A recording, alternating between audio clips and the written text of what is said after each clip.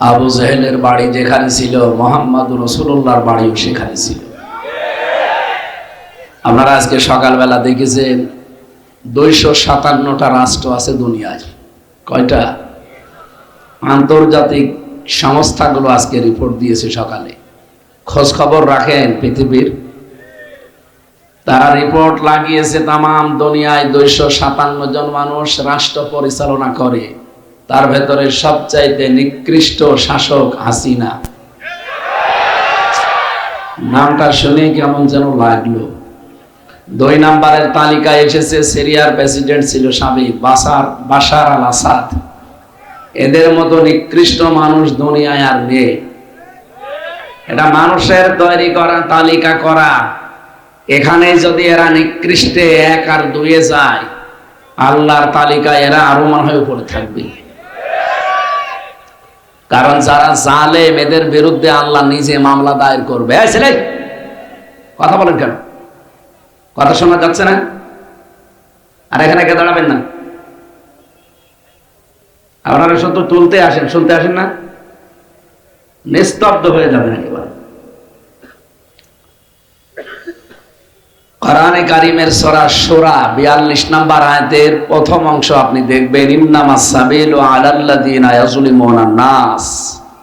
আল্লাহ এখানে ইয়াজলিমুনাল মুসলিমুনা দেয়নি, আল্লাহ দিয়েছেন ইয়াজলিমুনান নাস। নাস মানে মানুষ। হিন্দু মানুষ না, খ্রিস্টান মানুষ না। হ্যাঁ, তারা আল্লাহকে মানে না, এটা ঠিক আছে, কিন্তু তারা মানুষ। ওয়ালাকাদ কাররামনা বানি আদম, আমি বনি আদম সন্তানকে সবচাইতে বেশি সম্মান দিয়েছি। বানি আদম বলার আগে আল্লাহ 2টা শব্দ দিলেন, ওয়ালাকাদ, ওয়া একটা, লাম একটা, কদ একটা। কত বড় গুরুত্ব শব্দ, গুরুত্বপূর্ণ বিষয় এগুলো। আল্লাহ গ্যারান্টি দিয়ে বলছেন অবশ্যই অবশ্যই কাররামনা, আমি নিজে। জামা মুতাকাল্লিম এটা। আল্লাহ বলেন আমি নিজে সম্মান দিয়েছি বানি আদম, বনি আদমকে। নবীজি একবার মসজিদে নববীতে বসে আছেন, একটা লাশ যাচ্ছিল। বিশ্বনবী দাঁড়িয়ে গেলেন। সাহাবীরা বলেন, হে রাসূল আপনি দাঁড়াবেন না, এটা ইহুদির লাশ। নবীজি বললেন, দেখো ইহুদি তাতে কি হয়েছে, সে তো আদম সন্তান, মানুষ। আমি মানুষকে সম্মান দিয়ে দাঁড়িয়েছি, যাদেরকে সম্মান দিয়েছেন সরাসরি কে? বলেন তো আল্লাহ যাদের সম্মান দিলেন, লক্ষ লক্ষ সৃষ্টি আছে আল্লাহ, তার ভেতরে আশরাফুল মাখলুকাত শুধু মানুষকে বলা হয়। এত সম্মানিত মানুষদের সম্মান নিয়ে সিনেমিনে খেলা হয়েছে এই 15 বছরে বেশি। এই কারণেই বিশ্বের মানুষগুলো তালিকা এটা আসতেছে যে নিকৃষ্ট মানুষ এই মহিলা। যেহেতু নবীজি মুহাম্মদ রাসূলুল্লাহকে আল্লাহ পাঠিয়েছিলেন মক্কায়, আবু জেহেলকেও পাঠিয়েছিলেন কোথায়?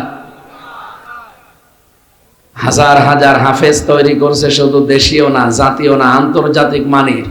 পৃথিবীর 257টা রাষ্ট্র পেছনে ফেলে যারা বাংলাদেশের সম্মান বয়ে আনে, তাদের উস্তাজ, আমারও উস্তাজ, সম্মানিত উস্তাজ, কি নাম স্যারের? হাফেজ মাওলানা আব্দুল কাইয়ুম মোল্লা, আতালাল্লাহু উমরাহু ওয়া বারাকাল্লাহু ফি হায়াতি। বলেন আমিন। মঞ্চে বসা যাদের মাধ্যমে এসেছি, আপনাদের এলাকার সন্তান, বিশিষ্ট ব্যবসায়ী বড় ভাই জনাব মাসুম দামাত বারকাতুহুমুল আলিয়া, সামনে বসা মুসলমান ভাইরা, পর্দার আড়ালের সম্মানিতা মা এবং বোনেরা, মেয়েরা এসেছে, প্রশাসনের ভাইরা, প্রাণ প্রিয় কুমিল্লাবাসী। আসলে ডাক্তারগুলো বলছিল রাত 10টার পরে আপনার জেগে থাকবেন না। 1-2 নম্বরে এই 2-3 দিন একটু মুখে টেপ মেরে রাখেন, কথা বলা যাবে না। কণ্ঠের যে স্তরগুলো আছে ওগুলো ফুলে গেছে, কারণ ভেতরের খাবার ভালো ছিল না। 3টা বছর ওরা ফাঁসির কন্ডেম সেলের ভেতরে আর রিমান্ডে, বিশেষ করে ওই যে আয়না ঘরে। আপনারা এখন যেটা দেখতে পান ওটা আমরা সেই 20 সালে ফেস করে এসেছি। ওরা টর্চারের জন্য এমন এমন ভয়ঙ্কর জায়গা বানিয়েছে, এই যে এরকম চেয়ারে বসিয়ে দেয়। এখন যে চেয়ার দেখতে পাচ্ছেন এটা ইলেকট্রিক শর্ট দেয় কারেন্টের। আর আমি যে চেয়ারে দেখেছিলাম ওই চেয়ারে এভাবে বসিয়ে ক্লিপ দিয়ে এইটি দেয়, হাত আর পা আর মাথাটা। একটা সুইচে টিপ দেয়, 1 মিনিটে আপনি 120 বার ঘুরবেন। চোর কি যেভাবে ঘরে না, 1 মিনিট পরে মনে হবে 2-3টা দুনিয়া দেখতে পাচ্ছি। আপনার এই মাথার ভেতরে তো আল্লাহ কিছু জিনিস দিয়েছেন যেগুলো বেশি নড়াচড়া করলে এগুলো আউলিয়ে যায়। তার ভেতরে ফ্রন্টাল লব, অক্সিপিটাল লব, প্যারাইটাল লব, মোটর কর্টেক্স, সেন্সরি কর্টেক্স, এরকম প্রায় 70টা উপরে জিনিস দেওয়া আছে এখানে। এটা যত ঝাঁকি হবে তত ওই বিষয়গুলো। মগজ দেখেননি আপনি? মাথা এখন এই খাপড়ি খোলেন, দেখেন মগজ বের হবে। এর ভেতরে সূক্ষ্ম সূক্ষ্ম তার দেওয়া আছে। বিজ্ঞান প্রমাণ করেছে তারগুলো যদি কারো একটা অকেজে হয়ে যায় তাহলে মানুষটা পাগল হয়ে যাবে। আল্লাহ রাব্বুল আলামিন বড় ইঞ্জিনিয়ার। যত ইঞ্জিনিয়ার দুনিয়ায় আছে সবচাইতে বড় কে? আল্লাহ। ইঞ্জিনিয়ারদের মাথায় এই ইঞ্জিনিয়ারিং বুদ্ধি দিয়েছেন, তিনি নিজে আমাদেরকে হাতে করে বানিয়েছেন। তো সেই হিসাবে একবার যদি 1 মিনিটে 120 বার ঘোরে তাহলে সেকেন্ডে কয়বার? সেকেন্ডে 2 বার ঘোরে। চিন্তা করতে পারবে? এরপরে এমন মেশিন নিয়ে আসে এই হাতের সাথে আর পায়ের সাথে মিল করা আছে। ওই মেশিন আমার কাছেও নিয়ে এসেছিল। এভাবে একটা টিপ দেবে, আস্তে করে এই আঙ্গুলগুলো সব খুলে চলে যাবে, নখগুলো। একবারে যদি 10-20টা নখ খুলে চলে যায়, কি যন্ত্রণা হতে পারে আপনি টের পাচ্ছেন? কষ্ট মাপার একটা যন্ত্র আছে, নাম জানেন? এই যে কষ্ট হয় মানুষের, কষ্ট পরিমাপ করার জন্য একটা যন্ত্র আছে। পৃথিবীতে মানুষের শরীরের সর্বোচ্চ 45 ইউনিট কষ্ট দিলে সে মারা যাবে। কত? আপনি কি হাঁ করে আছেন না শুনতেছেন? পাগল হয়ে গেছে। আমার বর্ণনা শুনে যদি এরকম হয়, আপনারা ওই জায়গায় নিয়ে গেলে আপনি তো আতঙ্কে মরে যেতেন।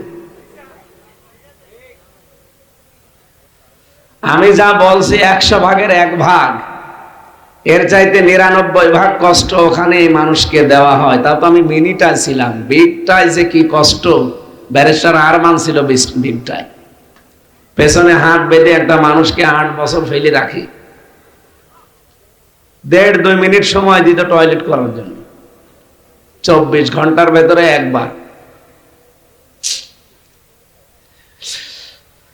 সকালবেলা কয়টা পচা ছোলা দিয়ে যেত। সকাল না বিকাল তাও তো জানি না, কারণ 24 ঘন্টায় একই মনে হয়। সবসময় তো আলো জ্বালানো, রাত দিন বোঝা যায় না, কোনো আওয়াজ নেই, মাটির নিচে। 2 নম্বরে দুপুর বেলা 1 মুঠ খাবার দিয়ে যেত, মনে হচ্ছে কেউ মাখিয়ে দিয়েছে। পারলে খান, না পারলে রোজা রাখেন। রোজা যে রাখবেন কয়টা বাজে আন্দাজে রাখবেন, এখন দিন না রাত তা তো আপনি জানেন না। এরপরে ওখান থেকে যখন নিয়ে আসতে হয় চেয়ারে, তখন আবার চোখ বেঁধে কোথায় নিয়ে যাচ্ছে আমি জানি না। এতগুলো নখ একবারে শরীর থেকে যদি উঠে চলে আসে এই মেশিন টিপ দিলে, এরপরে আবার পাতলা মিহি লবণ ছিটিয়ে দেয়। এজন্য মাথার চুল থেকে পায়ের তালু পর্যন্ত একটা জায়গাও বাকি নেই যেখানে ওরা টর্চার করে না। পুরা শরীরটা ধ্বংস করে দিয়েছে একেবারে। এখন যে বেঁচে আছে এটা আমার আল্লাহর রহমত আর আপনাদের দোয়া। আল্লাহ যেন অন্তত কণ্ঠটা ছেড়ে দেয়, যেহেতু কয়েকদিন একটু ব্যথা করছে, তো কণ্ঠটা ছেড়ে দিলে আমি কোরআনে কারিম থেকে তেলাওয়াতকৃত আয়াত কিছু কথা বলার চেষ্টা চালাবো। আল্লাহ যেন আমাকে তৌফিক ভিক্ষা দেন, বলেন আমিন। আজকের এই অনুষ্ঠানটা এটা শুধু মুসলমানদের না বা এই এলাকার মানুষেরও না, তাম দুনিয়ার 810 কোটি মানুষ আছে। সারা পৃথিবীর যেখান থেকে আসবে আজকের এই কোরআনের অনুষ্ঠান তাদের জন্য না? কে কথা বলে না কেন? আমরা অনেকে হিন্দু ভাইদের কিছু ভোট পাওয়ার জন্য নিজের ঈমান পর্যন্ত বিক্রি করে দেই। কি বলি যে ধর্ম যার যার, উৎসব সবার। এই কথাটা কোরআনের সাথে সাংঘর্ষিক না? মানে আপনি আমার চাইতে বড় মুফতি হয়ে গেছেন। আমার নামের আগে মুফতি লেখা দেখতে হচ্ছে না, সরকারি সার্টিফিকেট। এটা ভালো করে খেয়াল করেন, ধর্ম যার যার, উৎসব সবার। এ কথা বলা জায়েজ নেই কেন? লাকুম দীনুকুম ওয়ালিয়া দীন, এই আয়াত অনুযায়ী আল্লাহ রাব্বুল আলামিন জানিয়েছেন যার যার ধর্ম তার তার উৎসব। কিন্তু আজকের এইটা কিন্তু শুধু মুসলমানদের না, এই কোরআন শরীফ যেমন তামাম দুনিয়ার সবার জন্য, এই অনুষ্ঠানও সবার। কথা বুঝতেছেন? আল্লাহ রাব্বুল আলামিন জানিয়েছেন হাদা বায়ানুল লিন্নাস, এই কোরআন মানুষের জন্য। বর্ণনা দিয়েছি আমি এর ভেতরে। লাম শব্দটা আরবি গ্রামার অনুযায়ী 19টা অর্থে আসে। কয়টা? বালাগাত মানতেক যারা পড়ায় বা পড়ে দেখবেন এখানে 13 নাম্বার একটা কায়দা আছে। লাম ব্যবহার করা হয় জীবিত মানুষদের জন্য। দুঃখজনক হলেও সত্য, আমাদের দেশে জীবিত মানুষকে কোরআন শোনানো, কোরআন বোঝানো বড় কঠিন হয়ে গিয়েছিল। 14 জায়গায় পারমিশনের ব্যবস্থা করতো জালেমরা, অত জায়গায় কেউ যেন না যায় আর কোরআনের অনুষ্ঠানও যেন না দেয়। উদ্দেশ্য ছিল তাদের এইটা। এক লোক বউকে নাকি খুব পিটাইতো। ওর বউ একদিন বলছে, তুমি যেভাবে পিটাও আমাকে রাখবা না, যে কিলের ওজন দেখে টের পাও। সরাসরি বলে না যে কোরআনের অনুষ্ঠান চলবে না এদেশে, কিন্তু কোরআন যেন বন্ধ হয় এরকম বহু পায় তারা করেছিল। আর এগুলো করেছিল সব দাদাদের হুকুম মতো। এখনো পর্যন্ত সেই ষড়যন্ত্র থেমে আছে। গতকালকেও গেছে ট্রাম্প, ডোনাল্ড ট্রাম্পের কাছে মোদিজি, পরশুদিনও গেছে। আল্লাহ নিজে মনে হয় সাহায্য করছে। দেখেন, এ গেছে এখান থেকে এই 20 ঘন্টা 22 ঘন্টা জার্নি করে ট্রাম্পের কাছে বাংলাদেশ সম্পর্কে কিছু জানাবে, হাসিনা সম্পর্কে কিছু বলবে। আর ঠিক সেই মুহূর্তে ডক্টর মোহাম্মদ ইউনূস আন্তর্জাতিক মিডিয়াগুলো নিয়ে ওই দিনই আয়নাঘর পরিদর্শনে গেছে। দেশীয় না, আন্তর্জাতিক মিডিয়া নিয়ে গেছে। এরপরে ওই দিন মানবাধিকার সংস্থা এবং জাতিসংঘ রিপোর্ট পেশ করবে সেই দিনই। মানে এমন এমন কাজ ওখানেও যারা করছে, এখানে ওই কাজের মুখ বন্ধ করার জন্য ইউনূস সাহেব ছাড়া এই মুহূর্তে বাংলাদেশকে ওরা এতদিন রাষ্ট্রীয়ভাবে জঙ্গি রাষ্ট্র উপাধি দিয়ে দিত। যেহেতু ওনার মতো মোদিকে ইউনূস 100টা পকেটে রাখে। মোদিজির যে মর্যাদা বিশ্বের দরবারে, ইউনূসের মর্যাদা তার চাইতে কম না। কি কথা বুঝতেছেন? আমরা এই যে এক জায়গায় বসে আছি, এত মানুষ কোরআন শুনতে পাচ্ছি, জমার দিন হাজার হাজার মানুষ মসজিদ থেকে বের হয়। এগুলো আন্তর্জাতিক মিডিয়া যারা আছে ইসলামের শত্রু, এরা ছবি তুলে ট্রাম্পের কাছে পাঠিয়ে দেয় যে এই দেখে, ওরা তো দাড়ি টুপি মানুষ দেখলে ভয় পায়, জানে তো না যে ওরা কোরআন শুনছে বা নামাজ পড়ে আসছে। ও মনে করে যে না, এখানে কিছু হচ্ছে, এই ভয়তে আতঙ্কিত হয়ে যায়। আর এগুলো করে সব উগ্রপন্থী হিন্দু কিছু আছে, তারা কোটি কোটি ডলার খরচ করে এই কাজগুলো করছে। যেহেতু বিজয় দিয়েছেন এই দেশে, আমার বিশ্বাস ছাত্র জনতা শুধু না, আল্লাহ নিজের দয়ায়, হাত্তা ইদা ফারিহু বিমা উতু আখাযনাহুম বাগতাতা, আল্লাহ বলেন তারা যখন আমার দানকৃত বস্তু পেয়ে তারা যখন আনন্দে আত্মহারা, আখাযনাহুম বাগতাতান, এখানে ফাইল সরাসরি আল্লাহ নিজে, এখানে কর্তাকে আল্লাহ বলেন আমি নিজে ধরলাম। তখন আকস্মিক ভাবে, এমন ভাবে ধরেছে যে 5 মিনিট সময় চেয়েছিল তাও আল্লাহ দেয়নি। ফাইদাহুম মুবলিসুন, তারা হতাশ হয়ে গেছে, নিরাশ হয়ে পড়েছে। সুতরাং এই যে বিজয়টা এসেছে, এটা শুধু বাংলাদেশের ছাত্র জনতার মাধ্যমে না, সরাসরি আল্লাহর মদদে। ইদা জা নাসরুল্লাহি ওয়াল ফাত, যখন আল্লাহর সাহায্য আসবে তখন আপনি বিজয় দেখতে পাবেন। আল্লাহর বিজয়ের নমুনা, চিহ্ন, সিমটম 9টা। কয়টা বলেন? এর প্রথম নাম্বারে আল্লাহ পরের আয়াতে দিয়েছেন, ওয়ারাআইতান নাসা ইয়াদখুলুনা ফি দীনিল্লাহি আফওয়াজা। হে নবী, আল্লাহর সাহায্য আসলে বিজয় আসবে। বিজয়ের প্রথম নাম্বারে সিমটম হচ্ছে এই, আপনি দেখতে পাবেন দলে দলে পালে পালে মানুষ ইসলামে প্রবেশ করছে। আপনি দেখতে পাচ্ছেন না আগস্টের 5 তারিখের পর থেকে অবস্থান কি? আগস্টের 5 তারিখের আগে জরিপ দেখেছেন, ইন্টারন্যাশনাল জরিপগুলো, এদেশের মানুষ 100 জনের মাত্র 15 জন মানুষ বলতো যে আমরা এদেশে ইসলামী রাষ্ট্র চাই। কয়জন? মাত্র 100 জনের 15 জন। জানুয়ারির 1 তারিখের রিপোর্ট দেখেছেন, এদেশে 100 জনের 58 জন মানুষ চাইছিল যে এদেশে ইসলাম কায়েম হোক। গত পরশু দিনের রিপোর্টটা এই যে 12 তারিখের, আজকে 14 তারিখ, 12 তারিখে বেরিয়েছে এদেশের 100 জনের 66 জন মানুষ এখন চাচ্ছে ইসলাম কায়েম হোক। আপনি আর কিছুদিন যেতে দেন, মাত্র 6 মাস কয়দিন হয়েছে, আর 6 মাস যেতে দেন, দেশের যা অবস্থা 100 জনের 100 জন মানুষ বলবে আমরা এদেশে ইসলাম কায়েম হতে চাই। কারাগারে আমার 3টা বছর আল্লামা মামুনুল হক সাহেবের সাথে আমি ছিলাম এক জায়গায়। 3টা বছরে তাহাজ্জুদের নামাজে আমাদের এই দোয়া ছিল, আল্লাহ মরণের আগে অন্তত চর্ম চোখে যেন দেখতে পারি কোরআনে কারীম দিয়ে বাংলাদেশটা চলছে। যেহেতু মাজলুম ছিলাম, এরপরে তাহাজ্জুদের নামাজ আর আর্তনাদ নিয়ে, মনের আবেগ নিয়ে বলেছিলাম, আমি আশা করি মাজলুমের দোয়া যেহেতু ফেরত দেয় না আল্লাহ, আমাদের দোয়া কবুল হয়েছে এবং সামনেও হবে।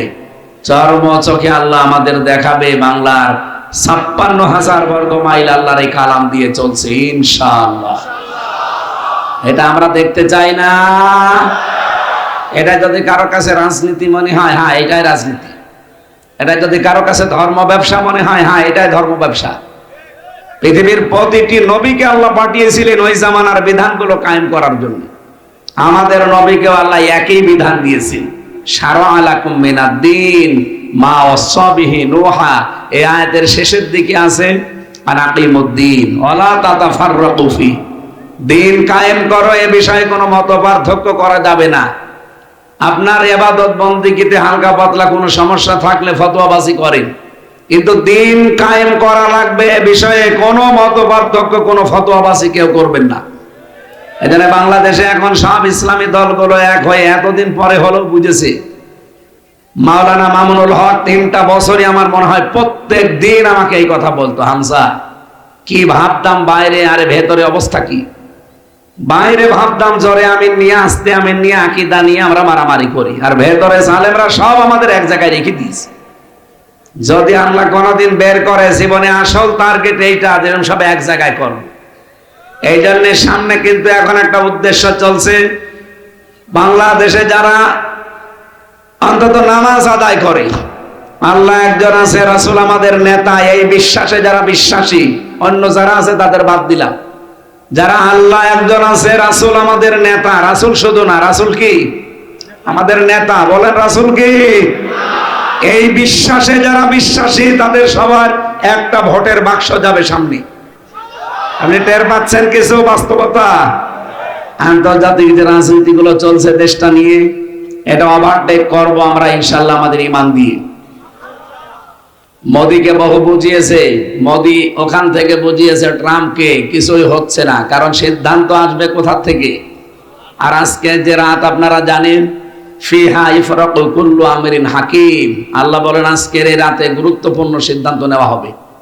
সুতরাং বাংলাদেশ সম্পর্কে আল্লাহ যেন এমন সিদ্ধান্ত আজকে রাতে নেয়, সামনে যেন কোরআনে কারীম কায়েম হয়ে গেছে, এটা আমরা দেখতে পাই। যেহেতু অন্তত 12টা দল ইসলামী, এগুলো সব প্রায় এক হয়ে গেছে। যাদের সাথে মিল মহাব্বত এতদিন ছিল না, আল্লাহ যেন নিজে তৈরি করে দিয়েছে। কি দেখতে পাচ্ছেন না? হেফাজত, খেলাফত, চরমনায়, জামাত সব এখন এক হয়ে ইসলামের একটা বাক্স সামনে যাবে। আর আমার বিশ্বাস যেহেতু 66 জন হয়ে গেছে, আর কিছুদিন যাক, 100 জনের 100 জন বলে আমরা চাই ইসলাম।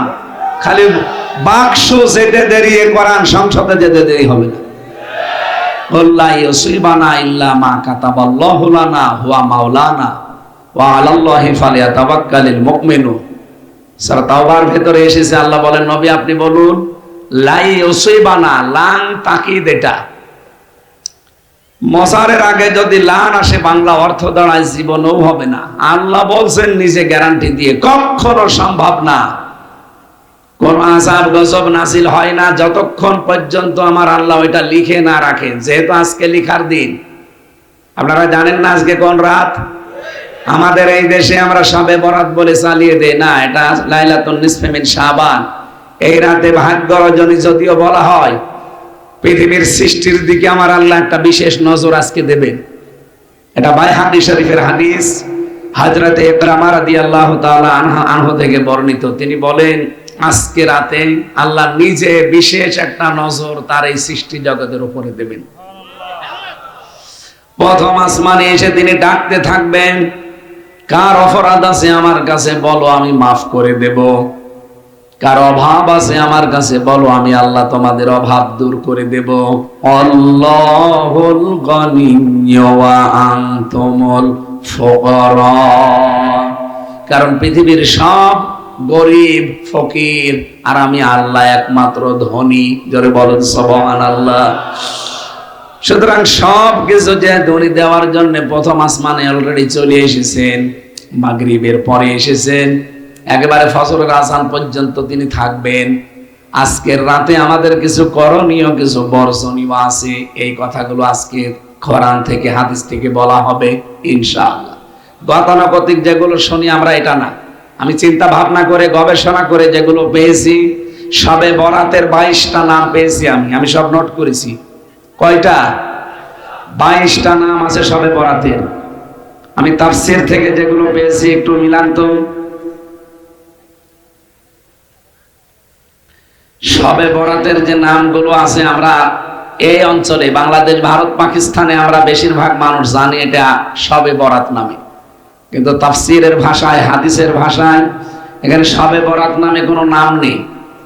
শবে বরাতের অসংখ্য নাম আমরা যেগুলো নিজেরা বানিয়ে নিয়েছি বাংলাদেশে, ভারতে আর পাকিস্তানে। আমি বিশ্বের যে সমস্ত দেশ ঘুরেছি, ওই দেশগুলোতে এইগুলো পালন নেই। ওগুলো অন্য কিছু পালন করে তারা গুরুত্ব দেয় শবে কদরটাকে। এর যে নামগুলোর তাৎপর্য, এর বিশ্লেষণের ভেতরে আমি ফুটিয়ে তুলতে পেরেছি। তার ভেতরে 1 নম্বরে নাম নিয়েছি লাইলাতুন নিসফে মিন শাবান, মধ্য শাবানের রাত। 2 নম্বরে লাইলাতুল বারাত, মুক্তির রাত। 3 নম্বরে লাইলাতুল মুবারাকা, বরকতময় রাত। 4 নম্বরে লাইলাতুল রাহমা, অনুগ্রহের রাত। 5 নম্বরে লাইলাতুল কিসমা, বন্টনের রাত। আজকে বন্টন করা হবে আপনার হায়াত এবং আপনার রিজিক। সুতরাং এমন কিছু কাজ আজকে রাতের ভেতরে করা দরকার। আমার কাজকর্ম, অ্যাক্টিভিটিস দেখে যেন আল্লাহ আমার হায়াতটা আর রিজিকটা আজকে পুরা পরিবর্তন করে দেয়। শুধু হালিয়া রুটি খাওয়ার জন্য রাত না, কথা বুঝতেছেন? এরপরে পেয়েছি লাইলাতুল তাকফির, কাফফারার রাত। এরপরে লাইলাতুল ইজাবা, দোয়া কবুলের রাত। এরপরে লাইলাতুল সাক, সনদের রাত। লাইলাতুল জারিয়া, পুরস্কারের রাত বা জাযা। এরপরে লাইলাতুল কদর, ভাগ্য রজনী। লাইলাতুল ঈদিল মালাইকা, ফেরেশতাদের ঈদের রাত। এরকম 22টা পেয়েছি তাফসীরের ভাষায়, হাদিসের ভাষায়। শবে বরাত নামে একটাও পেলাম না। এটা আমাদের বাংলা এই দেশে আমরা বানিয়েছি, যদিও এটা ফার্সি শব্দ। সব মানে রজনী, বারাত মানে কপাল, ভাগ্য। ভাগ্য রজনী যেহেতু একটা ইঙ্গিত পেয়েছি যে এই রাতে লেখা হবে আল্লাহর পক্ষ থেকে কিছু জিনিসপত্র, সিদ্ধান্ত আসবে। আমরিন হাকিম, গুরুত্বপূর্ণ কিছু বিষয়।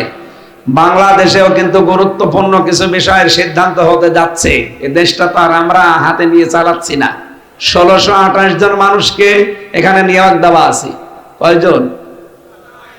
আপনি কোনো খবর রাখেন দেশে? বসো। আল্লাহ রাব্বুল আলামিন জানিয়েছেন, ইন্না আনজালনাহু ফি লাইলাতিন মুবারাকাহ ইন্না কুন্না মুনজিরিন।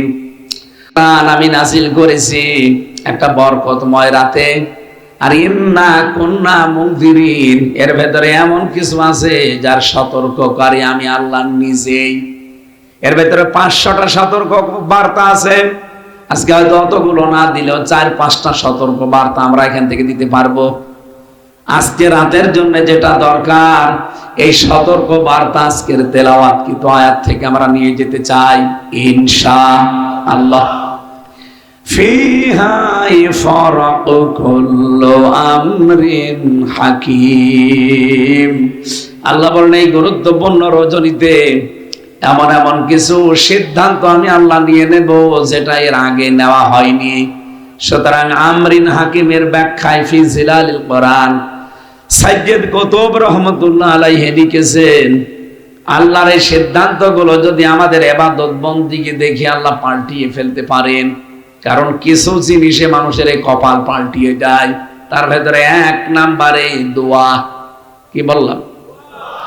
দোয়ারত অবস্থায় যদি আপনাকে আল্লাহ দেখে, সালামুন হিয়া হাত্তা তানাজ্জালু আলাইহিমুল মালাইকা, ফেরেশতা নাজিল হবে আজকে একজন দুইজন না, মালাইকা বহু বছর, লক্ষ লক্ষ ফেরেশতারা এখানে আসবে সন্ধ্যা থেকে একেবারে ফজর পর্যন্ত। হিয়া হাত্তা মাতলাইল ফাজরি, যদিও শাবে কদর সম্পর্কে অনেক মুফাসসির নিয়ে গেছে, কোন কোন তাফসিরে আমি শাবে কদর না, এই শাবে বরাত যেটা বলি এইটার দিকেও ইঙ্গিত পেয়েছি। সুতরাং ফজর পর্যন্ত আল্লাহর এই বিষয়টা যেহেতু রহমত বরকত দিয়ে আজকে ঢাকা থাকবে, আর ওনার একটা বিশেষ নজর এই দিকে আজকে আছে। আমাদের এখন কি করা লাগবে আজকের রজনীতে? এক নম্বরে দোয়া। কি বললাম? আপনাদের গুরুত্বপূর্ণ কাজ থাকলে অসুবিধা নেই, গান দোয়া করে। আল্লাহ হাফেজ। সুবহানাল্লাহ আলহামদুলিল্লাহ লা ইলাহা ইল্লাল্লাহ সুবহানাল্লাহ। এটা একটু পিছিয়ে পিছিয়ে বসো, এখানে বসো, থাক বসো।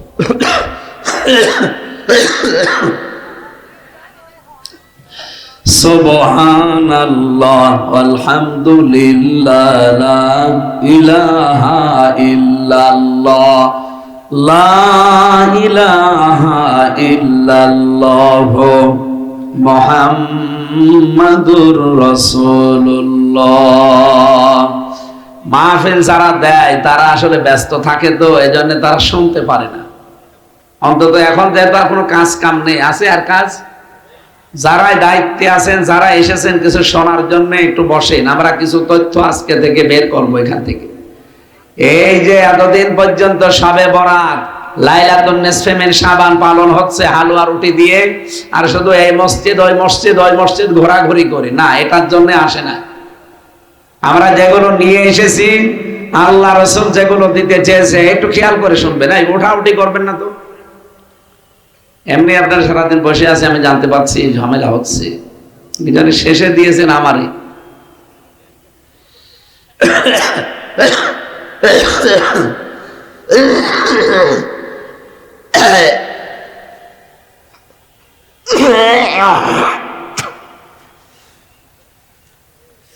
হচ্ছে না, শরীরটা হাসপাতালে থাকা দরকার কয়েকদিন। কুমিল্লাবাসী, আজকের ফজর পর্যন্ত আমাদের প্রথম কাজ হবে দোয়া পড়া। দোয়া হাত তুলে করেন, আর হাত ছেড়ে দিয়ে হাঁটতে চলতে ফিরতে করতে পারেন, কোনো অসুবিধা নেই। দোয়ার ভেতরে সর্বপ্রথম দোয়া থাকবে আপনার গুনাহ মাফের দোয়া। এজন্য পড়বেন আস্তাগফিরুল্লাহ ওয়া আতুবু ইলাই। এদিকে তাকান, আজকে এখন থেকে আরম্ভ করে দেন। যেহেতু এখন আমরা একটা ইবাদতে আছি, ইবাদতটা শেষ হলেই যতক্ষণ আপনার শরীরে কোলায়, আপনি এই আমলটার ভেতরে থাকবেন, আস্তাগফিরুল্লাহ ওয়া আতুবু ইলাই। যদি পুরাটা পড়তে পারেন তো ভালো। আস্তাগফিরুল্লাহাল্লাযী লা ইলাহা ইল্লা হুয়াল হাইয়্যুল কাইয়্যুম ওয়া আতুবু ইলাইহি লা হাওলা ওয়ালা কুওয়াতা ইল্লা বিল্লাহিল আলিয়্যিল আযীম। পুরাটা এটা একেবারে কিছু না পারলে মুখে জারি রাখবেন রাতের বেলা, আস্তাগফিরুল্লাহ। একটা ভালো আমল শিখিয়ে দিলাম। এইটা যেহেতু ইবাদত চলছে, এটা শেষ হয়ে যাওয়ার পরে বাড়ি যেয়ে যখন ঘুমাবেন রাত 11টা 12টায়, ঘুমানোর সময় বালিশে মাথা দিয়ে এটা পড়তে পড়তে যাবেন, আস্তাগফিরুল্লাহ আস্তাগফিরুল্লাহ।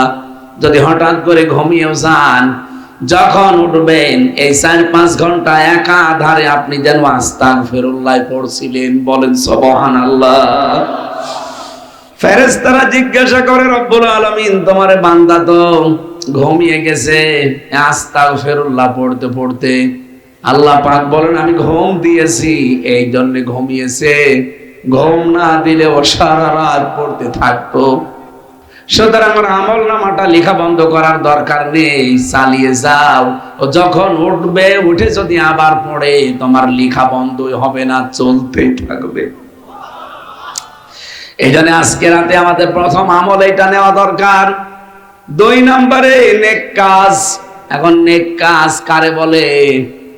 বাংলাদেশে আমরা অধিকাংশ মানুষ মনে করি নেক কাজ মানে নামাজ পড়া, রোজা রাখা আর দান সাদগা করা। না, এই পৃথিবীতে যত নেকির কাজ আছে আমার আল্লাহর কাছে সব চাইতে ভালো বড় নেকির কাজ যেটা বললাম এইটা তাওবা। আমি যেটা বলেছি এটা কিন্তু তওবা না, এটা ইস্তেগফার। এটা কি? আরো জোরে বলেন। কিন্তু তওবা জিনিসটা আলাদা। কোন মানুষ যদি তাওবা করতে পারে, ইল্লা মান তাবা ওয়া আমানা ওয়া আমিলা আমালান সলিহান, সূরা ফুরকানের ৭১ নম্বর আয়াতে আল্লাহ জানিয়েছেন যদি সত্যিই কেউ তাওবা করতে পারে ওই মানুষটার জীবনের অপরাধগুলো আমার আল্লাহ শুধু মাফ করে দেয় না, ফাউলাইকা ইউবাদদিলুল্লাহু সাইয়্যাতিহিম হাসানাত। দুইটাই বহুবচন। এখানে যারা আলেম আছে ফাউলাইকা ইসমে ইশারা দিয়ে আল্লাহ যেন জানাতে চেয়েছেন এই যে কুমিল্লার, এই তিতাসের, এই তালুক পাড়া, এই জগৎপুরে যারা বসে বসে আল্লাহর কোরআন শুনছে এই মানুষগুলো আল্লাহ যেন কুদরতের হাতের আঙ্গুল এভাবে দিয়ে বলছে এই মানুষগুলো কি? এই মানুষগুলো কি? ইউবাদদিলুল্লাহ, বাদদালা ইউবাদদিলু, এটা মজারে বর্তমান ভবিষ্যৎ, প্রেজেন্ট ফিউচার। এই মানুষগুলোর আমি আল্লাহ বদল করে দিচ্ছি, ভবিষ্যৎ দেব। কি বদল করব? সাইয়্যাতিহিম, তাদের সাইয়্যাত অপরাধগুলো, হাসানাত এটাও বহুবচন, নেকি দিয়ে। সুতরাং আজকের এই অনুষ্ঠানে এসে আমাদের ভুল হয়নি, লস হয়নি যদি তাওবার নিয়তে বসতে পারি। জীবনের অপরাধগুলো মাস্ট বি আল্লাহ আজকে ক্ষমা করে দেবে এবং ওই জায়গাটা আল্লাহ ফাঁকা রাখবে না। তাওবা করলে ওই জায়গা আল্লাহ পাল্টিয়ে দেয় নেকি দিয়ে। আপনি আস্তাগফিরুল্লাহ যতবার পড়বেন, যতবার আস্তাগফিরুল্লাহ পড়বেন আল্লাহ পাক আপনার উপরে খুশি প্রকাশ করবে যে হ্যাঁ আমি খুশি। কিন্তু ইস্তেগফার না, কেউ যদি তাওবা করতে চায় ওই মানুষগুলোর প্রতি আল্লাহ শুধু খুশি হয়ে যায় না, ওর পেছনের অপরাধগুলো আল্লাহর একটাও রাখেন না। কোন অপরাধ যদি কেটে দেয় ওই জায়গাতে কিন্তু আমার আল্লাহরও কিছু বসায়, সেটা হচ্ছে নেকি। কুমিল্লার তিতাস থানায় গিয়ে দেখেন এই দেশে যারা অপরাধী তাদের তালিকা করা আছে, চার্ট দেওয়া আছে। আপনি যদি ওই মামলা থেকে অব্যাহতি পান, ওই খাতায় যে নাম লেখা আছে অপরাধীর খাতায় আপনার নাম কিন্তু কেটে বাদ দেবে না, থাকবে। আপনি আবার অপরাধ করবেন, আবার নতুন করে খাতায় নাম উঠবে থানায়। এলাকায় যারা অপরাধী তাদের দেখেন তালিকা করা আছে থানার ওই খাতায়, এবং মোস্ট ওয়ান্টেড যারা বড় বড় আসামি তাদের দেখবেন বড় বড় ছবি দিয়ে দেওয়ালের সাথে টাঙানো আছে। কি কথা বুঝেন? আপনি অপরাধ করে মামলা দিয়েছে, মামলা থেকে অব্যাহতি নিয়েছেন, আপনি মনে করছেন আপনার নাম কাটা যাবে না, নামটা থেকেই যাবে। আপনি আবার অপরাধ করবেন, আবার আরেকটা খাতায় নাম উঠবে। আল্লাহ বলেন কোন মানুষ যদি অপরাধ করে জীবনে তওবা করতে পারে ওর পেছনের অপরাধগুলো শুধু আমি আল্লাহ কেটে দেব না, ওই জায়গাটা পুরা নেকি দিয়ে পাল্টিয়ে দেব। এই জন্য আমাদের আজকের রাত প্রথম কাজ হচ্ছে তাওবা ইস্তেগফার। দুইটা এখন করা লাগবে। এক নম্বরে যেহেতু আমরা ইস্তেগফার মুখে সবসময় রাখছি, তাওবাটা এবার কি? অপরাধ আমাদের জীবনে কম বেশি নেই তা না, আছে। নবীজি বলেন হযরতে ইকরামা থেকে বর্ণিত, বিশ্বনবী জানিয়েছেন আজকের এই রাতে বনি কিলাব গোত্রের যত বকরি আছে, ছাগল আছে, এদের শরীরে যে পশম আছে এই পশম পরিমাণ গোনা নিয়েও যদি কেউ আল্লাহর কাছে হাত তোলে আল্লাহ তারে মাফ করে দেবে। কিন্তু দুইটা অপরাধ যাদের ভেতরে আছে, এই দুই অপরাধে অপরাধী মানুষকে আল্লাহ আজকেও মাফ করবে না। দেখেন তো আপনার ভেতরে আছে কিনা, শুনতেছেন? এক নম্বরে নবীজি বলেন যারা মুশরিক, যারা শিরিক করে তাদেরকে আল্লাহ আজকে এই সবে বরাতেও মাফ করবে না, সবে কদরও মাফ করবে না। দুই নম্বরে যারা বিদ্বেষ পোষণকারী, যারা হিংসুক, এই দুইটা গুণ বাংলাদেশের সবচাইতে বেশি। মুশরিকের বর্ণনা আমি করছি, শিরিক যারা করে তারা মুশরিক। শিরিক কারে বলে? তাফসীরের ভাষায় আমি শিরিক পেয়েছি প্রধানত 4 প্রকার। শিরিক বিজাত, শিরিক বিসিফাত, শিরিক বিল ইখতিয়ারা, শিরিক বিল হুকুক। এটা আবার ভাগ ভাগ শ্রেণী বিন্যাস করে মুফাসসিরুন ইকরাম 120 প্রকার বানিয়েছেন। শিরিক এত বড় অপরাধ, আমার আল্লাহ এত রাগ করেন। আজকের এই ময়দান থেকে বাড়িতে এসে যদি দেখেন আপনার স্ত্রীর কাছে পাশের বাড়ির একজন শুয়ে আছে, ভালো রাখবেন না? আপনি যেভাবে তার পিটিয়ে মেরে ফেলবেন। আল্লাহ পাক বলেন শিরিক যদি কোনো বান্দা আমার সাথে করে, তার উপরে আমার এরকম রাগ হয়ে যায়, আমার মনে হয় ওরে আমি আছাড় দেই। হুনাফা লিল্লাহি মুশরিকিনা, এই আয়াতের তাফসীর পড়তে গিয়ে দেখেছি যারা শিরিক করে তাদেরকে যেন পাখি ছো মেরে নিয়ে যায়, ওই আকাশ থেকে আবার ওখান থেকে নিক্ষেপ করে ফেলে দেয়, মহাশূন্যের ভেতরে যেন ঘুরতে থাকে। ও বাংলার মুসলমানের রেকর্ড হচ্ছে, এই জন্য জোর দিয়ে বলছি, শিরিক যদি করে থাকেন, আজকের যত গুরুত্বপূর্ণ রাত হোক সবাই মাপ পেয়ে যাচ্ছে, আপনি কিন্তু মাপ পাবেন না। সুতরাং শিরিক আছে কিনা এটা আমাদের এখনই জানা দরকার। যেহেতু বরকতের রাত শুরু হয়ে গেছে, আমার এখনই ভাগ্য রচনী আল্লাহ লিখা আরম্ভ করে দেবে, কিন্তু মুশরিক হলে তো আমার ভাগ্য আল্লাহ লিখবে না, আমার ভাগ্যে যা আছে ওইটার উপরে আল্লাহ ছেড়ে দেবে। এই হাদিসের দ্বিতীয় ব্যাখ্যায় পেয়েছি, যারা হিংসক বিদ্বেষ পোষণ করে, নবীজি বলেন আল্লাহ তাদেরকে ওই অবস্থার উপরেই ছেড়ে যাবে। তারপর আপনি মুশরিক থাকবেন, আপনি বিদ্বেষ পোষণকারী, হিংসা পোষণকারী হবেন, আপনার কপালে আর কোনো পরিবর্তন নেই। এই জন্য এক্ষুনি সিদ্ধান্ত পাল্টান, এক্ষুনি সিদ্ধান্ত পাল্টান, যেন আমার আল্লাহ এমন কিছু সিদ্ধান্ত আমার ব্যাপারে নিতে পারে। তাহলে প্রথমটা কি বললাম? আরো জোরে বলেন। শিরিক আমাদের ভেতরে যদি থাকে আমরা কিন্তু তাহলে মুশরিক, কারণ শিরিক যে করবে তাকে বলা হয় মুশরিক, আর মুশরিকদের জন্য আল্লাহর জান্নাত হারাম। এই কথা বলছেন এখানে, ইন্নাহু মান ইউশরিক বিল্লাহি ফাকাদ হারামাল্লাহু আলাইহিল জান্নাহ ওয়া মাওয়াহুন নার ওয়া মা লিয-যালিমিনা মিন আনসার। সূরা মায়েদা 6 নম্বর পারা 19 নম্বর পৃষ্ঠায় আছে, কোন মানুষ যদি এই পৃথিবীতে শিরিক করে, ওই লোকটার জন্য আল্লাহ জাহান্নাম স্থায়ী ঠিকানা বানিয়ে দেয়, আবাসস্থল, আর জান্নাত তার জন্য হারাম করে দেয়। তার জন্য কোনো সাহায্যকারী আল্লাহ রাখে না। ও বাংলার মুসলমানেরা, এবার দেখি আমরা শিরিক করি কিনা। এদিকে তাকান। 1 নম্বরে শিরিকের যে সামারাইজ করা অর্থ পেয়েছি, এক কথায় জবাব। এক কথায় 120 প্রকার বলতে গেলে আপনি টিকবেন এখানে, কখন বাড়ি চলে যাবেন। আর 120 প্রকার এখন কমপক্ষে 1 মিনিট করে হলো 120 ঘন্টা, 120 মিনিট লাগবে। এত কথা আছে শিন, র আর কাপের ভেতরে। আমি এক কথায় সব মিলে জবাব দিচ্ছি। এই এদিকে তাকান। শিরিকের এক কথায় জবাব হচ্ছে, আল্লাহ যেটা পারে ওইটা অন্য কেউ পারে, এই বিশ্বাস করার নাম শিরিক। এবার বলেন তো, বাংলাদেশে আছে না নেই? সন্তান দিতে পারে কে? এটা অন্য কেউ পারে, এ বিশ্বাস অনেকের নেই। কত মানুষ থেকে বিভিন্ন দরবারে যায়, পীরের কাছে যায়, মাজারে যায়, এমনকি আমার কাছেও আসে, বলো হুজুর আপেল পুড়ি দিন। আপেল পড়ে কি করব? সেদিন বগুড়াতে একজন এসেছিল, এসে বলছে যে আপেল আরে তেল পুড়ি দিন। আমি কি দিয়ে পড়বো? কোরআনে কারিমের সূরা ফাতিহা ছাড়া আর কি আছে? কি কথা বলেন এখানে? আমি সূরা ফাতিহা পড়া আরম্ভ করলাম, কিছুক্ষণ পরে বলছো হুজুর এমন ভাবে আপেল পড়বেন যেন ছেলে হয়।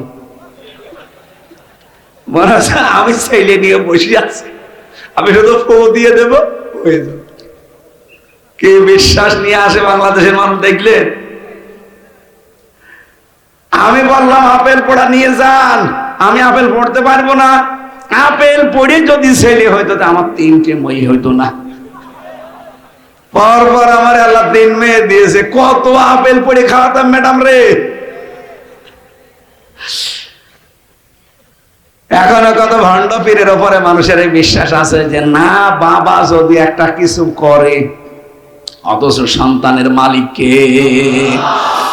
লিল্লাহি মুলকুস সামাওয়াতি ওয়াল আরদ ইয়াখলুকু মা ইয়াশা ইয়াহাবু লিমান ইয়াশাউ ইনাসা ওয়া ইয়াহাবু লিমান ইয়াশাউ যুকুর।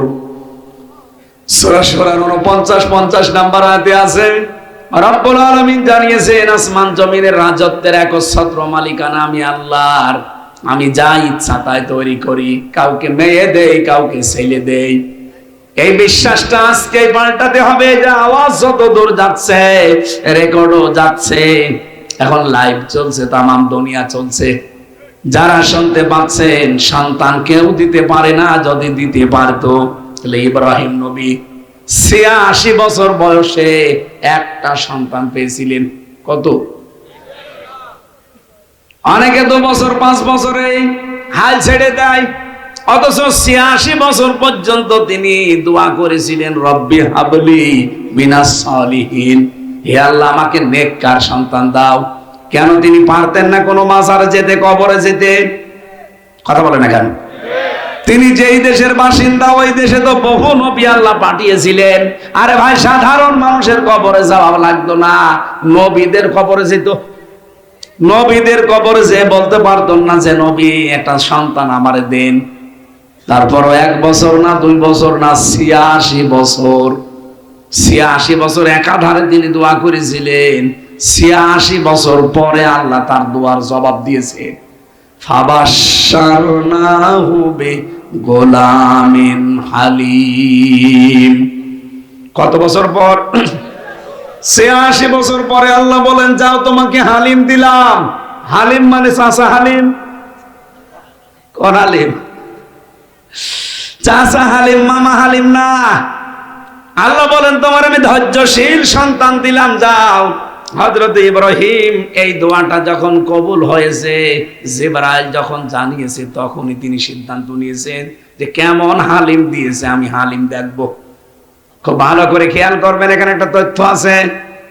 হযরত ইব্রাহিম নবী মাত্র ১৩ বছর বয়স হয়েছে সন্তানটার, তিনি চলে গেলেন, যে বললেন, ইয়া বুনাইয়া ইন্নী আরা ফিল মানাম আন্নী আযবাহুকা ফানজুর মাযা তারা।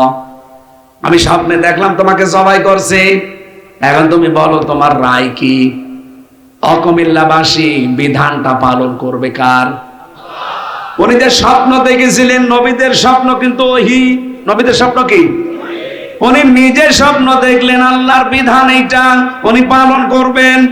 কোন কারণে সন্তানের অনুমতি চাওয়া লাগবে বলেন? খেয়াল করবেন, এখানে একটা শিক্ষা বললাম আছে।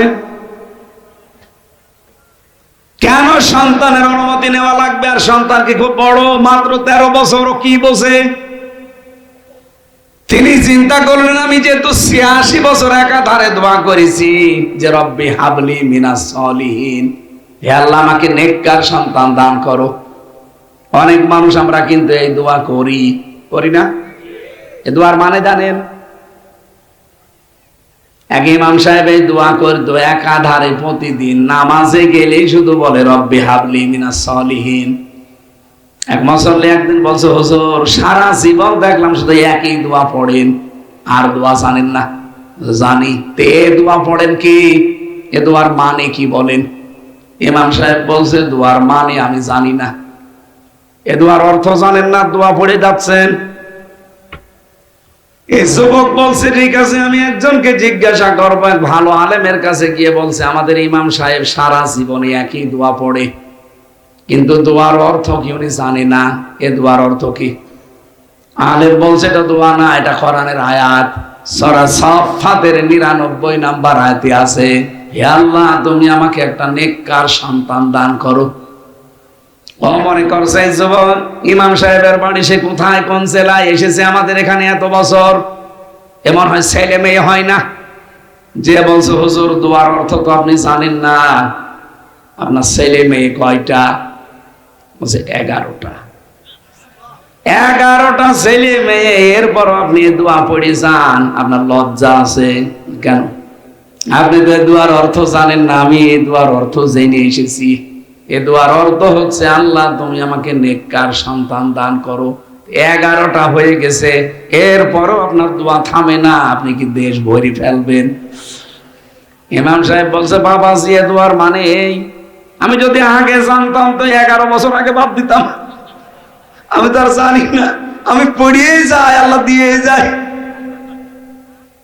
হযরত ইব্রাহিম তো এরকম না, চিন্তা করলেন আমি দোয়া করেছি 86 বছর ধরে, উনি যে হালিম দিলেন আমাকে, গোলামিন হালিম, কেমন হালিম দিয়েছে আমি আজকে পরীক্ষা করব। এই জন্য তিনি অনুমতি চাইতে গেছে সন্তানের কাছে। এই ভালো করে খেয়াল করেন, উনি কিন্তু অনুমতি নেওয়ার মানুষ না, কারণ উনি আল্লাহর হুকুম পেলেই কোনো প্রশ্ন করেছেন কোনোদিন? কোরআনে ওনার জীবনী সম্পর্কে আমি 50টা পরীক্ষা পেয়েছি, একটা পরীক্ষায়ও জীবনে তিনি ফেল করেননি। এই জন্য আল্লাহ তাকে খুশি হয়ে বলেছিলেন, ক্বালা ইন্নী জাইলুকা লিন্নাসি ইমামা, তোমাকে আমি মানব জাতির ইমাম বানিয়ে দিলাম, নেতা বানিয়ে দিলাম। পরীক্ষা করতে করতে যখন খাঁটি হয়ে গেছে, তখন আল্লাহ এই আয়াতটা তারে দিয়েছেন যে তোমাকে আমি মানব জাতির ইমাম বানিয়ে দিলাম, নেতা। সেই লোকটা আজকে জিজ্ঞাসা করছে যে সন্তান আমি তোমাকে দেখলাম জবাই করছি, তোমার রায় বলো, কেন আল্লাহর বিধান পালন হবে এখানে ছেলের কাছে জিজ্ঞাসা করা লাগবে কেন? যতগুলো তাফসীর আমি মিলিয়েছি আয়াতের সাথে, মুফাসসিরিন ইকরাম একটা তথ্য বের করেছেন, আর এইটা বলার জন্য আমি বাংলাদেশটা সামনে নিয়েছি। ভালো করে মিলাবেন কিন্তু ভাই, খালি শুনতে আসা না, এখান থেকে কিছু নিয়ে যাওয়া লাগবে। শুনতেছেন কারা কারা? দেখি হাত তোলেন তো। আমি এবার প্রশ্ন করবো, হাত তোলা না, হাত নামা। প্রশ্ন করবো, এরপরে যদিও জবাব দিতে না পারেন আপনার হাত তোলাচ্ছে, দাঁড়ান। হযরত ইব্রাহিম বলেন, আমি যে দোয়ার ফসল পেলাম গোলামিন হালিম, আমার হালিম আমি আজকে দেখবো এটা চাচা হালিম না মামা হালিম। সঙ্গে সঙ্গে হযরত ইসমাইল বললেন, ইয়া আবাতি ফাআল মা তুমার সাতাজিদুনি ইনশাআল্লাহু মিনাস সাবিরিন। হে বাবা, আপনি যা আদিষ্ট হয়েছেন আপনার আদেশ পালন করেন, আপনাকে আমি গ্যারান্টি দিতে পারি আপনি আমাকে ধৈর্যশীলদের মধ্যে পাবেন। শব্দের দিকে খেয়াল করেন তো, তিনি সবের বলতে পারতেন যে আমার মতো ধৈর্যশীল আর কেউ নেই, কারণ 86 বছর বয়সে আমি আমার সন্তান, আমি আমার বাবার সন্তান হিসাবে এসেছি। এরপরে জন্মের পরে আমার মরুভূমিতে রেখে গেছে বাবা, 13 বছর পরে আজকে এসেছে জবাই দেওয়ার জন্য। আমাদের মতো ছেলে মেয়ে হলে বলতাম তোকে বাবা নাকি আজরাইল। 13 বছর কোনো খোঁজ নেই, খবর নেই। আমার আর আমার মাকে রেখে গেলেন মরুভূমির ভেতরে, ওই এক টোপলা খাবার দেওয়ার এক ঢোক পানি দিয়ে কয়দিন চলে ওইটাই। আর 13 বছর পরে আজকে এসেছেন সন্তানের দাবি নিয়ে জবাই করবেন। কিসের বাবা আপনি? আপনি দৌড় দিতেন। অথচ ইসমাইল বলেছে রব্বুল আলামিন সাতাজিদুনি, সিন শব্দটা ব্যবহার করা হয় আরবি গ্রামার অনুযায়ী, সিন সাফা কদ লাম 13টা অক্ষর আছে। কোন সেন্টেন্সের আগে যদি একটা আসে অর্থ হয় অতি তাড়াতাড়ি। উনি জানালেন অতি তাড়াতাড়ি আপনাকে আমার আল্লাহ দেখাবে, হে আমার বাবা, হে আমার পিতা, ইনশাআল্লাহ, যদি আল্লাহ চায়। মিনাস সাবির বলেননি সাবিরিন, আমার মতো ধৈর্যশীল আরো আছে দুনিয়ায়, আমি একা না। কারণ আমি একা ধৈর্যশীল এটা বললে অহংকার চলে আসতে পারে। কথা বলেন না কেন? অতটুকু কি হালিম আল্লাহ দিলেন দেখেন, 13 বছর বয়সে নিজেকে অহংকার মুক্ত করার জন্য সাবিরিন দিলেন। আর আমাদের কিছু পেলে অহংকারের ঠেলায় পানিতে মা পড়ে না। এই যে 15 বছর যারা চালিয়েছে অহংকার ছিল না? কথা বলেন, একটা জায়গা দেখাতে পারবেন যে অহংকার মুক্ত ছিল? কি হনু রে, হনুমান হয়ে গেছে। আমি তো বহু জায়গায় ওদের সাথে মিশে দেখেছি, ওদের যে আচরণ, মানুষের আচরণ পাল্টিয়ে গিয়েছিল। যে যে চেয়ারে পেয়েছে ওই চেয়ারে মনে করছে এইটাই আমার আসল, অথচ চেয়ারের পায়া কন্ট্রোল করে কে? আরো জোরে বলেন। পৃথিবীর কোন চেয়ার কারোর জন্য স্থায়ী না। ডক্টর মোহাম্মদ ইউনূসের চেয়ারও স্থায়ী না, ডোনাল্ড ট্রাম্পের চেয়ারও স্থায়ী না। এক কথা বলে না কেন? একটা চেয়ার শুধু স্থায়ী, হাসিনার চেয়ার, ও তো উল্টিয়ে গেছে। একটা চেয়ার স্থায়ী, যেটা হচ্ছে আমার আল্লাহর আরশের যে চেয়ার আছে। অসিআত কুরসিয়্যুহুস সামাওয়াতি ওয়াল আরদ, আল্লাহর যে আরশ আছে, কুরসি আছে, চেয়ার আছে, ওই চেয়ারটা যা আছে কিয়ামত পর্যন্ত ওইভাবেই থাকবে। এই জন্য আল্লাহ জানাতে চেয়েছেন পৃথিবীর কোন চেয়ার যেহেতু স্থায়ী না, চেয়ারে বসলে লাভ দেওয়া যাবে না। কথা বলে না কেন? চেয়ার মানে যে চেয়ার, পৃথিবীর কোন চেয়ারই কারোর জন্য স্থায়ী না। এই জন্য চেয়ারে বসলে চেয়ার একটা কথা স্মরণ করিয়ে দেয় যে হামজা বেশিক্ষণ না, খুব বেশি হলো ঘন্টা খানিক। আমার আগে যিনি বসেছিলেন মাওলানা হোসাইন, তাকেও বলেছিল আধা ঘন্টা। এর আগে যিনি বসেছিলেন মাওলানা মুশতাক আহমেদ না মুশতাক ফয়েজি, ওনারে মনে হয় বলেছিল যে 1.5 ঘন্টা।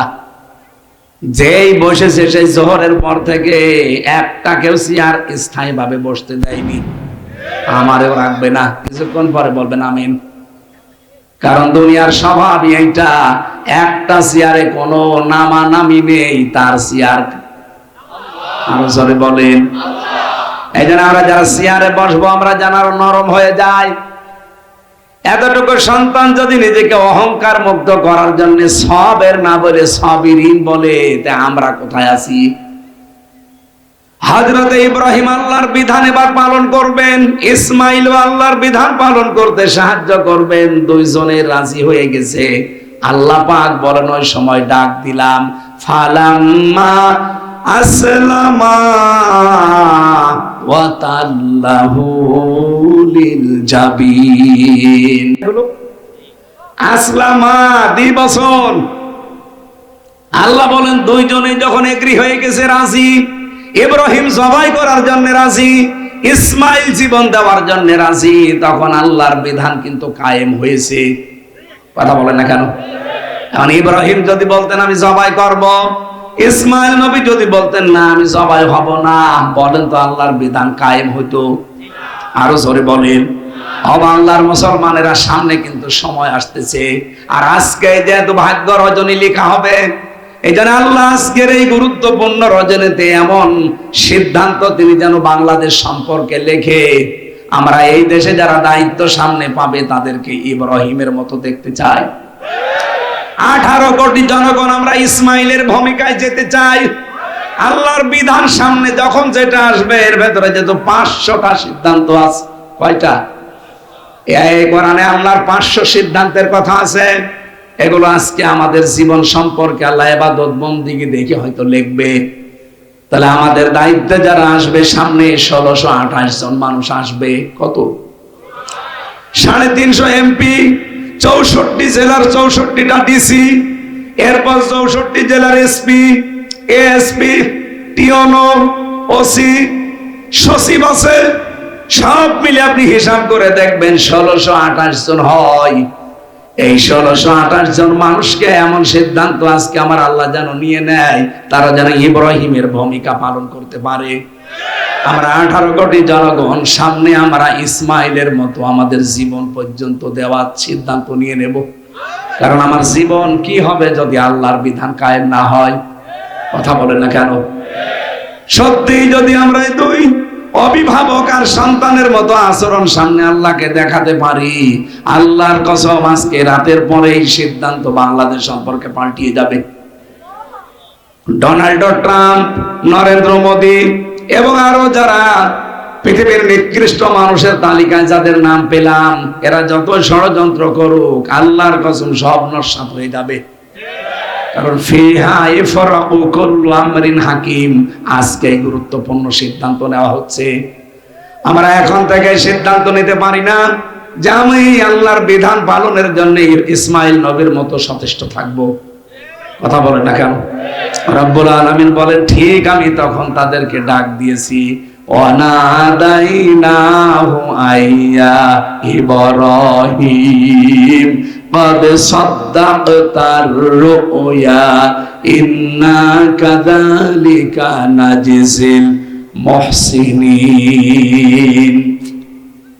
আমি ডাক দিয়ে বললাম, ইব্রাহিম আর জবাই দেওয়া লাগবে না সন্তানকে, ওই যে জিবরাইলকে দিয়ে দম্বা পাঠিয়েছি ওইটা জবাই করে দাও, তোমার আদেশ পালন হয়ে গেছে।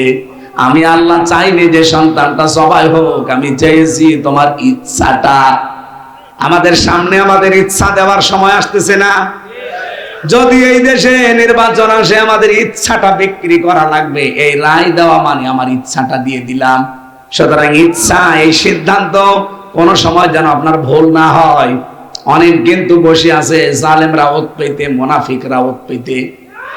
কারো কাছে কোন সিদ্ধান্ত বিক্রি করা যাবে না। আমার রায়, আমার সিদ্ধান্ত বিক্রি হবে আমার আল্লাহর আদেশে। এটা আজ অনেকে বুঝে ফেলেছে, এই জন্য বলে এটা রাজনীতি, এটা দুনিয়ার কাজ, এটা ধর্ম ব্যবসা। তোমারে ভোট দিলে ওটা হয় ইবাদত, আর আমারে দিলে রাজনীতি হয়। অত পাগল আর নেই আমরা। আমাদের ব্যবহার করা 54 বছর অনেকে ক্ষমতার চেয়ারে বসে আমাদেরকে জেল খাটিয়েছে। এখানে সিদ্ধান্ত আমরা অলরেডি নিয়ে ফেলেছি, আমাদের কেউ সিঁড়ি হিসাবে ব্যবহার করে আমাদের উপরে আর অত্যাচার করতে পারবে না। এদেশের মুসলমানদেরকে জঙ্গি বানান আপনি বাইরের দেশের কাছে। কই আর 6 মাস 8-9 দিন হয়ে গেল, কই এই 6 মাস 8 দিনে এই দেশে তো একটাও জঙ্গি নাটক হয়নি। কারণ যে জঙ্গি নাটক লিখবে সে পালিয়েছে, আর যারা সাজাবে তারা তো পলাতক। এ বাংলাদেশে জঙ্গি নাটকই লিখতো হাসিনা, আর এটা বাস্তবায়ন করতো কাউন্টার টেররিজমের ওই মনিরুল আর আসাদুজ্জামান। আরে ভাই, আমার নিজের চোখে দেখা, আমি নিজে দেখেছি। ওরা নিজেরা আমারে ধরে নিয়েছে, বলছিল কিসের জঙ্গি? জঙ্গি এই দেশে পাবো কোথায়? জঙ্গি আছে সিরিয়ায়, জঙ্গি আছে আবার পাকিস্তানে। বাংলাদেশে জঙ্গিগিরি করবে কোথায়? জায়গা কই? তাদের তো পালিয়ে থাকা লাগবে, সে জায়গা কই? যে 3টা জেলা আছে, রাঙ্গামাটি, খাগড়াছড়ি, পার্বতীপুর, বান্দরবন, ওখানে লুকিয়ে থাকবেন। ওখানে যে ষড়যন্ত্র এখন হচ্ছে, লুকিয়ে থাকবেন কি করে? ওর ভেতরে ভেতরে এখন চালিয়ে দিয়েছে আর এক ঝামেলা। আন্তর্জাতিক যে সমস্যাগুলো এখন চলছে, সামনে যদি আমরা এক হতে পারি, মোকাবেলা করা সম্ভব। সত্যি মোকাবেলা করা সম্ভব, শুধু ঐক্যবদ্ধ থাকা লাগবে। আরে ভাই, ছোটখাটো বিষয় ভুলে যান। জালেমরা যদি আবার আসে, জয়নুল আবদিন ফারুককে যেভাবে কুকুরের মতো পিটিয়েছিল, আবার পিটানি খাবে। মির্জা আব্বাসের বাড়িতে তছনছ করে ফেলেছিল এই কুমিল্লার সন্তান, উনি পিটিয়ে শেষ করে ফেলবে আবার। বাস্তবতা কিছু বোঝেন আপনি? এই জানে কোন উস্কানিতে কারো পা দেওয়া যাবে না, কারো ষড়যন্ত্রের ফাঁদে যাওয়া যাবে না। যত ষড়যন্ত্র করবে, আজকে আমরা এমন দোয়া করব, আল্লাহ যেন আজকে সিদ্ধান্ত নিয়ে ওদের ষড়যন্ত্রের জাল ছিন্ন ভিন্ন করে ফেলে। সব এক হয়ে সামনে আমাদের রায়, সিদ্ধান্ত এমন জায়গায় দেব যেন চর্ম চোখে কোরআন সংসদে গেছে দেখতে পারি। আমরা যদি দায়িত্বশীল আর জনগণ গুলো এক হয়ে যায়, ইব্রাহিম আর ইসমাইলের ভূমিকায়, আল্লাহর কসম, আল্লাহর সিদ্ধান্ত আল্লাহ আজকে দেখাবে। যেহেতু সবে বরাত, আজকে সিদ্ধান্ত নেওয়ার রাত। আজকে সিদ্ধান্ত নেওয়ার রাত না, আল্লাহ সিদ্ধান্ত নেবেই। আর আমরা আশা করছি আল্লাহ ভালো সিদ্ধান্ত নেবে। সন্তান দিতে পারে একচ্ছত্র মালিকানা কার বললাম? অন্য যাকে বিশ্বাস করেন আপনি শিরিক করছেন।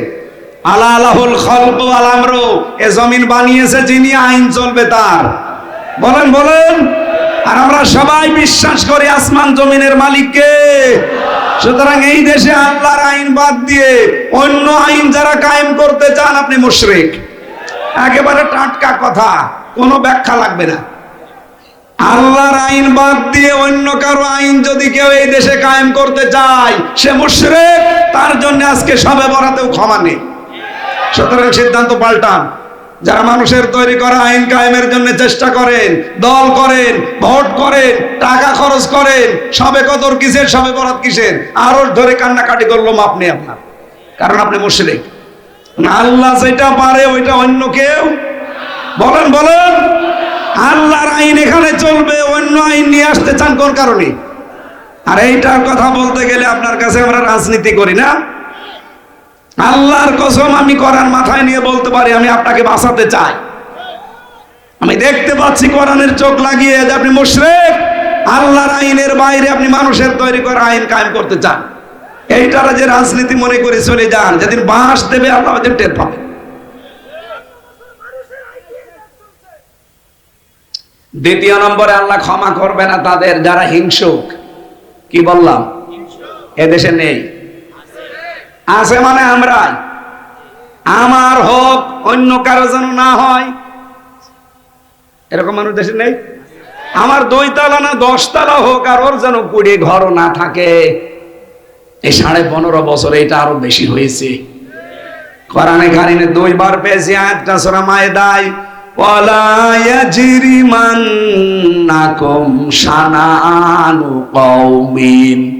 রব্বুল আলামিন বলেন, হিংসার বশবর্তী হয়ে, আবার শুনুন, হিংসার বশবর্তী হয়ে কোন ব্যক্তি, কোন দল, কোন গোষ্ঠী, কোন জাতির উপরে এমন অত্যাচার করবা না যে তোমার উপরে যা করেছিল ওইটা ছাড়িয়ে যায়।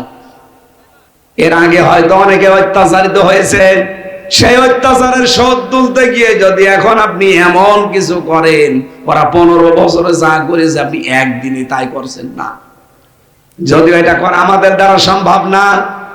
কারণ এই 15টা বছরে 14 বছর যেই লোকটা আয়না ঘরে ছিল তার কাছে আপনি কোন মুখ নিয়ে যাবেন?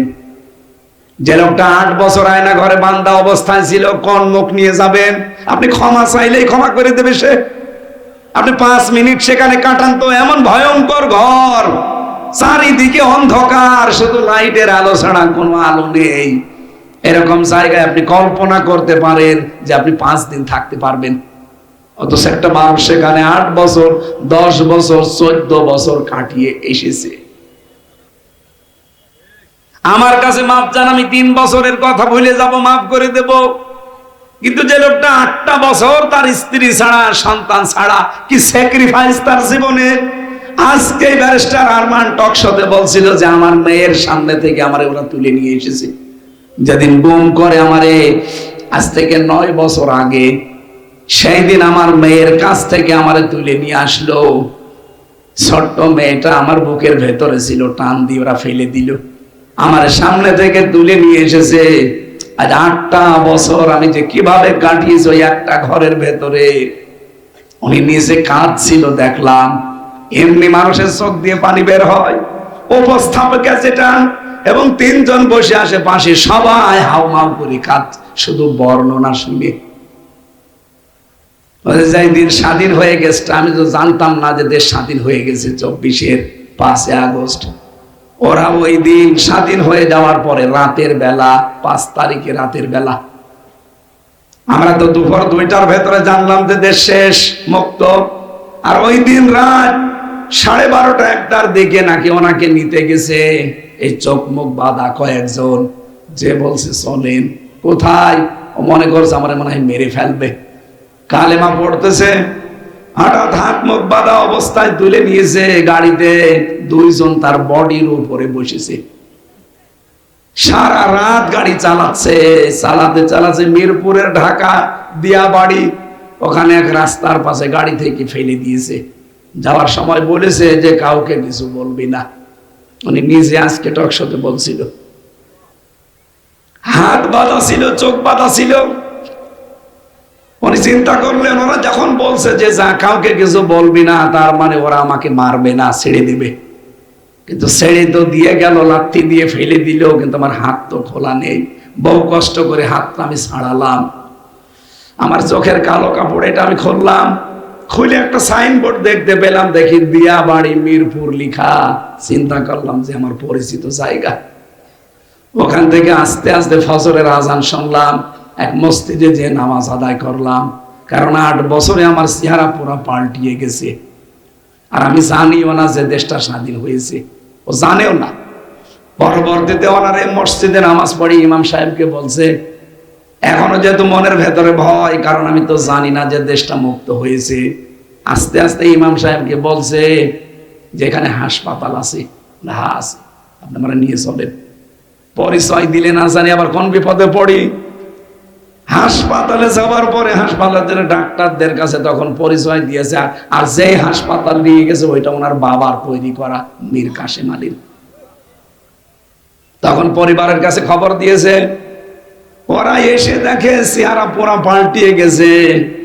ব্যারিস্টার আরমানের 8 বছরের চেহারা আগে দেখেন, একেবারে মনে হচ্ছে যে রাজার ছেলের মতো, অথচ 8 বছর পরে তার চেহারা কি উল্লুক ভুল্লুক হয়ে গেছে। তার নিজের মা আর স্ত্রী ছাড়া কেউ চিনতেই পারেনি, অথচ ওই হাসপাতালে কতবার গেছে। পরবর্তীতে চিকিৎসা নেওয়ার পরে আজকে যখন শুনছিলাম, দেখছি হাও মাও করে লোকটা কাঁদছে। কাঁদারই কথা। আমি মাত্র 10 দিন ছিলাম, তাই আমার জীবন শেষ হয়ে গেছে। আর আপনি কল্পনা করতে পারেন নিজে ওই জায়গায় দাঁড়ান, 8টা বছর একটা ঘরের ভেতরে মানুষ কিভাবে পার করতে পারে। হিংসার বশবর্তী হয়ে এই কাজগুলো করেছিল দেশে এই মহিলা। খালেদা জিয়ার উপরে হিংসা ছিল, এজন্য বাড়ি থেকে বের করে দিয়েছে এক কাপড়ে। আলেমদের উপরে এত হিংসা ওর জন্মিয়েছিল, আলেমদের নামে ধর্ষণ মামলা পর্যন্ত দিয়েছে। আমার নামে ধর্ষণ মামলা দিতে পারেনি, আমারে দিয়েছে আনসারুল্লাহ বাংলা টিমের প্রধান, কি সে ওসাটা জানি না।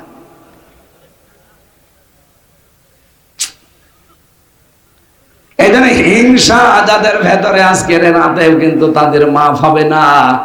এই 2টা গুণ যাদের আছে তাদের ছাড়া। বলিয়া ইবাদিয়াল্লাযীনা আসরাফু আলা আনফুসিহিম, আল্লাহ বলেন আমি আমার বান্দাদেরকে ডাক দিয়েছি, নফসের উপরে যারা জুলুম করে নিজের জীবনটাকে নষ্ট করে ফেলেছে, লা তাকনাতু মির রাহমাতিল্লাহ, আমার রহমত থেকে নৈরাশ হয়ে যেও না। ইন্নাল্লাহা ইয়াগফিরুয যুনুবা জামিআ, অবশ্যই আমি আল্লাহ তোমাদের সব অপরাধ ক্ষমা করে দেব। ইন্নাহু হুয়াল গফুরুর রহিম, আমি আল্লাহ গফুর এবং রহিম। কুমিল্লাবাসী আজকের রাতে এমন এমন কাজে আঞ্জাম দেবেন, আশপাশের বাড়ি, আশপাশের গ্রাম,